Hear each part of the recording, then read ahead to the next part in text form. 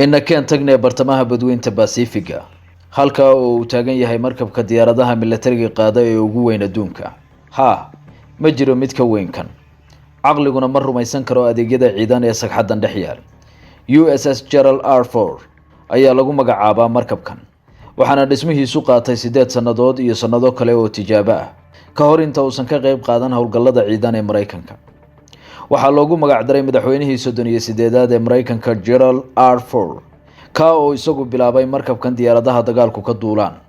1000 tallaabo ayaa ballaca sagxadiisu leeg tahay. waa in ka badan ballaca 3 garoon oo American footballka lagu ciyaaro. Halka markabka dhererkiisu yahay 250 feet. Wuxuu hoy u yahay 4500 oo qof. Kuwa oo ka shaqeeya hawlaha 75 diyaaradood ee loogu talagalay inay markabkan korkiisa ka duulaan amaba ku degaan. Wuxuu sidoo kale awoodaa xambaaridda 2 madfac oo nukliyeer ah, kuwa oo midkiiba culayskiisu yahay 100,000 oo tan. Taasi waxay ka dhigaysaa markab dagaalka ugu weyn ee abid la sameeyay. Dhismihiisa dhaqaalaha ku baxayna waxa lagu sheegay 17 bilyan oo dollar. Inkastoo markii horeysay madaxweynihii 38aad ee Mareykanku hindisaha dhismihiisa curiyay, haddana waxa mashruuca dhismihiisu si rasmi ah u bilowday sanadkii 2009 waxaana la soo gabagabeeyay 2017. Sheekada ugu cajiibsan waa sida markabkan awood ugu leeyahay qaadista 75 diyaaradood. Gudaha waxa uu ku leeyahay bakhaaro waaweyn oo diyaaradaha lagu xireeyo marka aysan duulis diyaar u ahayn ama aysan howlgal ka qayb galeyn. Gudihiisu sidoo kale waa kayd hub oo weyn oo lagu xafido madaafiicda diyaaraduhu ku dagaalgalaan. Shaqo culus oo ku wajahan duulista iyo digista diyaaradaha, kuwa oo ay hayaan khubaro duulimaad ayaa goor walba ka socda sagxadda ballaaran ee markabka, taas oo ah goob mashquul badan. 40 kaalimood oo shidaalka looga shubo diyaaradaha ayaa ku yaala barxaddan badweynta dhex goglan.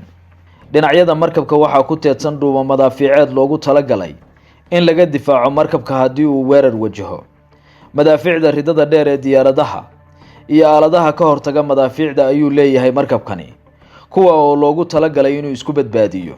Caadi ahaantiisa ayuuba uga qayb qaadan karaa dagaalada marka laga hadlayo madaafiicda waxgumaada ee halkan ku dhan. Waditaanka markabkan marka la joogo waxaa iska kaashada aaladaha digitalka ah iyo qaab wadida manualka ah oo ay adeegsadaan khubaradiisu. Markabkan korkiisu waa aalada keli ah ee dusheeda loogu yeeri karo xarunta ciidan ee adduunka ugu weyn. Kumanaanka ciidamada iyo shaqaalaha isugu jira ee halkan ka howlgala waxay u tahay hoy, meelna ugama safraan, mana qabaan baahi banaanka ah. waayo waxaa halkan ku yaala maqaaxiyihii cuntada, tiifiyadii akhbaaraadka ama filimada lagala soconayay, goobihii isboortiga sida riigada feerka, garoon kubadda kolayga ah, qolalkii hurdada iyo kuwii shirarkaba. Markabkan waxaa sidoo kale si aad ah loogala dagaalamay inay waxyeelo gaarsiiyaan dabaylaha ka dhacaya badweynta iyo masiibooyinka kale ee uu kala kulmi karo dhexmushaaxa badaha. Waxaana kuwa dhisay yiraahdeen looga biqi maayo midaasi.